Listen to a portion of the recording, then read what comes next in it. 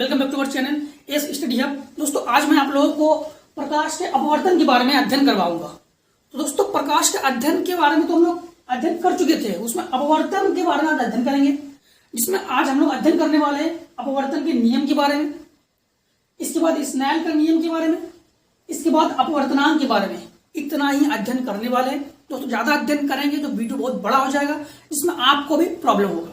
इसे ज्यादा लंबा ना करते हुए हम लोग वीडियो को स्टार्ट करते हैं।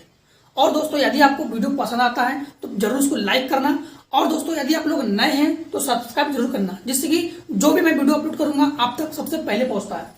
दोस्तों सबसे पहले प्रकाश का अपवर्तन, ज्यादा कोई बड़ा नहीं है, ये ज्यादा कोई कठिन नहीं है, एकदम सिंपल साइंस है। अपवर्तन, अपवर्तन का मतलब क्या होता है? इससे पहले मैंने परावर्तन पढ़ाया था, सेम टू सेम अपवर्तन भी वही नियम होता है, लेकिन थोड़ा सा अंतर होता है। परावर्तन में क्या था कि माध्यम एक था, माध्यम एक था। अपवर्तन में क्या होता है कि माध्यम दो है, बस इतना ही अंतर हो जाता है। माध्यम दो मतलब एक माध्यम सघन, एक माध्यम विरल। दोस्तों सघन का मतलब और विरल का मतलब सबसे पहले समझिए। सघन का मतलब होता है ठंडा माध्यम, विरल का मतलब होता है गर्म माध्यम। क्लियर हो गया दोनों माध्यम? प्रकाश का अपवर्तन में क्या होता है कि प्रकाश जब एक माध्यम से दूसरे माध्यम में जाती है, जब एक माध्यम से दूसरे माध्यम में, जैसे समझिए, चित्र समझिए तो अच्छे समझ में आएगा आपको।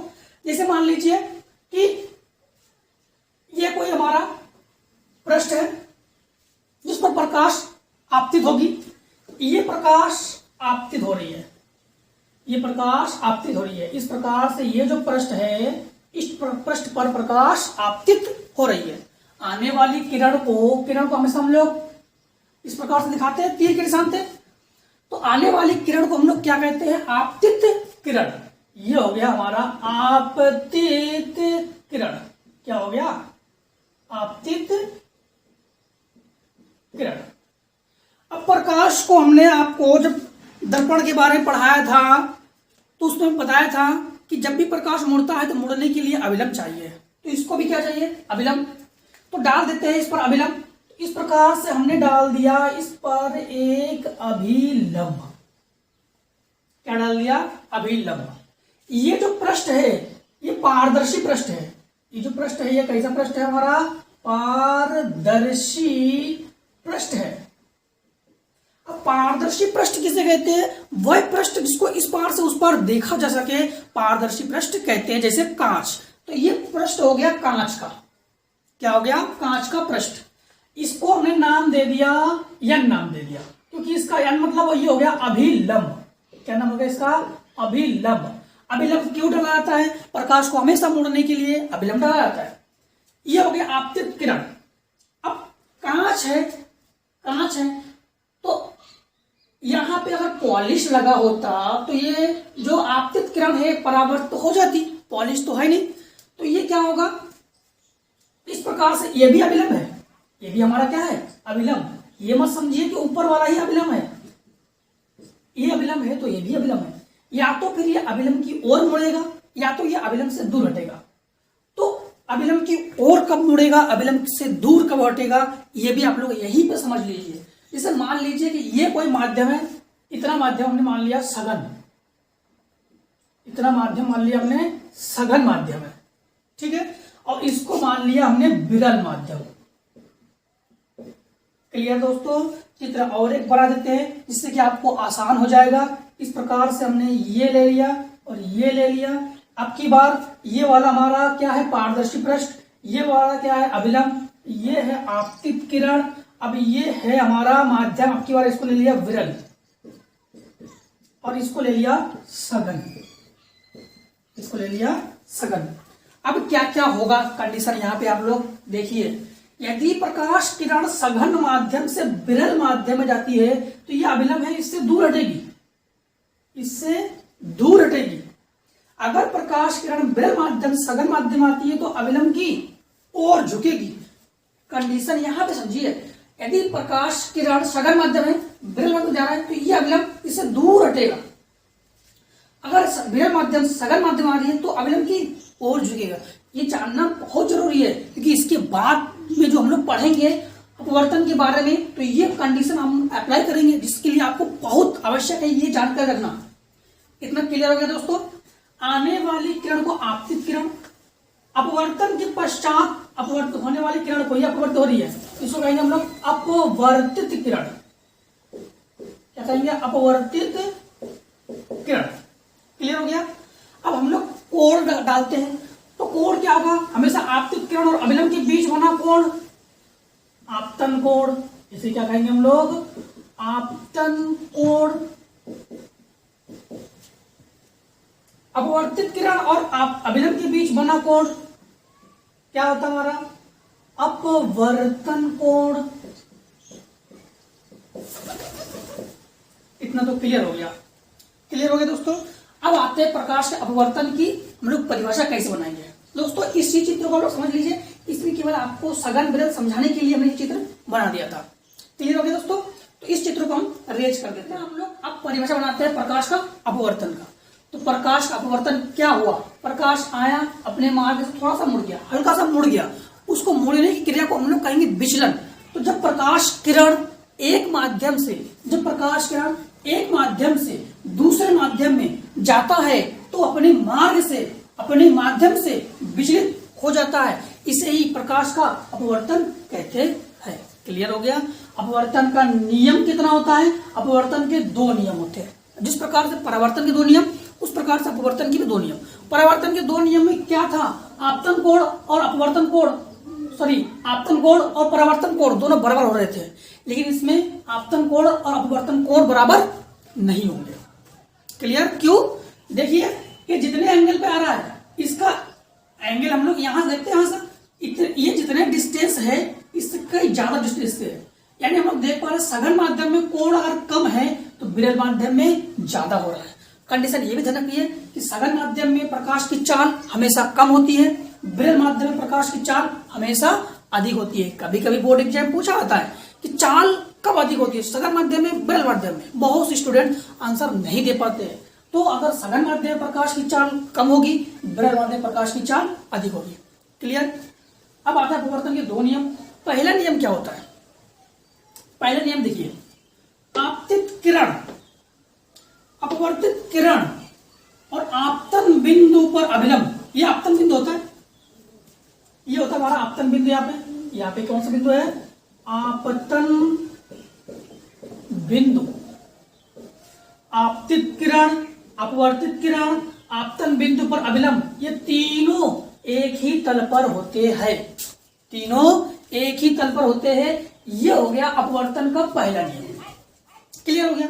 अब आते हैं स्नेल का नियम, जो कि अपवर्तन के दूसरा नियम होता है। स्नेल का नियम ही अपवर्तन का दूसरा नियम होता है, जो कि बहुत इंपॉर्टेंट है बोर्ड एग्जाम के लिए। हम लोगों से पूछा ही जाता है, बोर्ड एग्जाम अक्सर पूछा जाता है स्नेल का नियम क्या है। तो स्नेल के नियम को आप लोग कॉपी में भी इंपॉर्टेंट लिख देना, यहाँ पे आप लोग इंपॉर्टेंट लिख देना, तो जिससे कि आपको आसानी होगी बोर्ड एग्जाम में तैयारी करने के लिए कि ये क्वेश्चन इंपॉर्टेंट है। तो यहाँ से हटा देते हैं हम लोग इंपॉर्टेंट को। ठीक है, तो बहुत इंपॉर्टेंट भी है ये बोर्ड एग्जाम के लिए। तो स्नेल का नियम क्या होता है? आसान समझिए, किन्हीं दो माध्यमों के लिए, कौन कौन सा माध्यम? एक माध्यम है हमारा सघन, एक माध्यम है विरल। एक माध्यम है हमारा, ये है विरल माध्यम और ये है सघन माध्यम। चाहो तो आप लोग इसको N1 और इसको N2 दे सकते हो। तो किन्हीं दो माध्यमों के लिए, एक माध्यम, दो माध्यम, आपतन कोण की ज्या मतलब क्या होता है? साइन, और कोज्या का मतलब होता है कॉस। ये भी आप लोग ध्यान रखना, ज्या का मतलब साइन, कोज्या का मतलब कॉस। त्रिकोणमिति के आप लोग गणित में पढ़ चुके हो। तो आप किन्हीं तो माध्यमों के लिए आपतन कोण की ज्या, यानी ये हो गया आपतन कोण की ज्या, और अपवर्तन कोण की ज्या का जो अनुपात होता है वो एक नियतांक के बराबर होता है। इसे ही स्नेल का नियम कहते हैं। क्लियर हो गया। जो जैसा कि स्नेल का नियम है वैसा ही अपवर्तन का नियम है। तो हम लोग पहले ही काम करते हैं कि इन दोनों की परिभाषा लिख देते हैं, फिर इसको आसान तरीके से आपको समझा दे रहे कैसे क्या हो रहा है। तो हमने डेफिनेशन पूरा लिख दिया आपको, जिससे वो कोई भी प्रॉब्लम नहीं होगी आपको काफी नोट बनाने के लिए। सबसे पहले तो हम लोगों ने क्या क्या लिखा?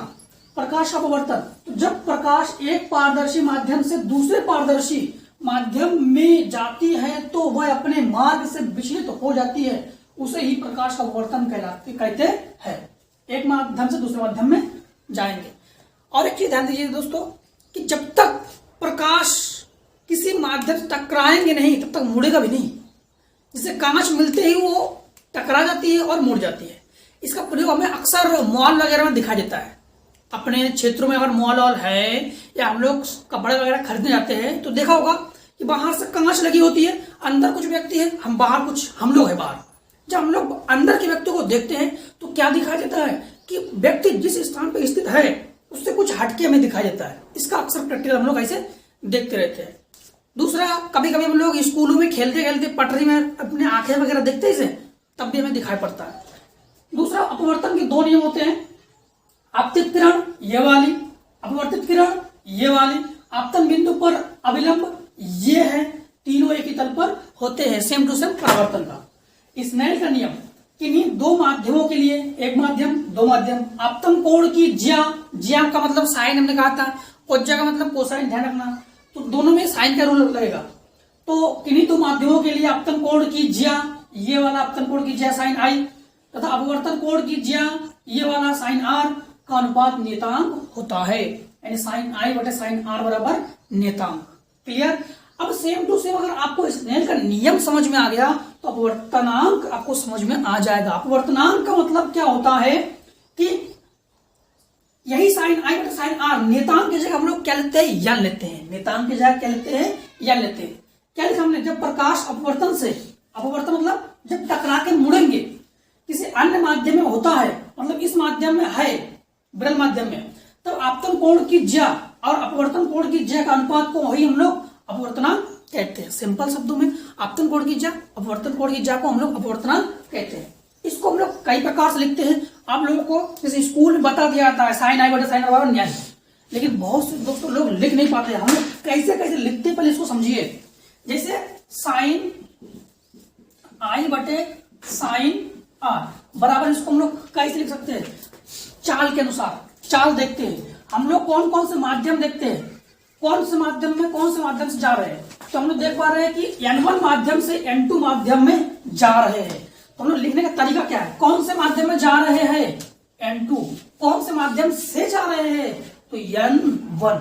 एक चीज आप लोग ये जरूर ध्यान देना कि हम लोग जिस माध्यम में जाएंगे उसको पहले लिखेंगे और जहां से जाएंगे उसको बाद में लिखेंगे, नहीं बटे में लिखेंगे। या इसको हम लोग ऐसे भी लिख सकते हैं, साइन आई बटे साइन आर बराबर क्या होगा कि n कौन से माध्यम में जा रहे हैं, दूसरे माध्यम में, कौन से माध्यम से, पहले माध्यम से, N1 N2 ऐसे भी लिख सकते हैं। क्लियर हो रहा दोस्तों? अगर क्लियर हो रहा है दोस्तों, वीडियो अगर अच्छा लग रहा है प्लीज लाइक जरूर कर देना दोस्तों आप लोग, जिससे कि हमें भी मोटिवेशन मिलते रहेंगे इस प्रकार समझाने की।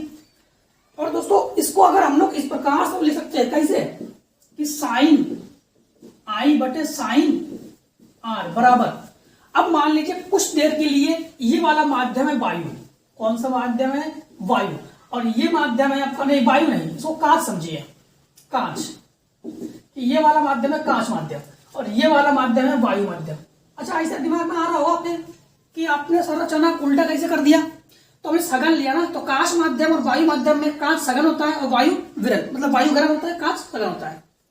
तो हम लोग कौन से माध्यम में जा रहे हैं, कौन से माध्यम से, इसको भी ध्यान रखना कि हम लोग कांच को अंग्रेजी में क्या कहते हैं, ग्लास कहते हैं। तो इसको ऐसे लिखेंगे ए नहीं जी ग्लास, और कौन से माध्यम में जा रहे हैं, एयर माध्यम में जा रहे हैं, और ऊपर लिखेंगे अपवर्तनांक यान को।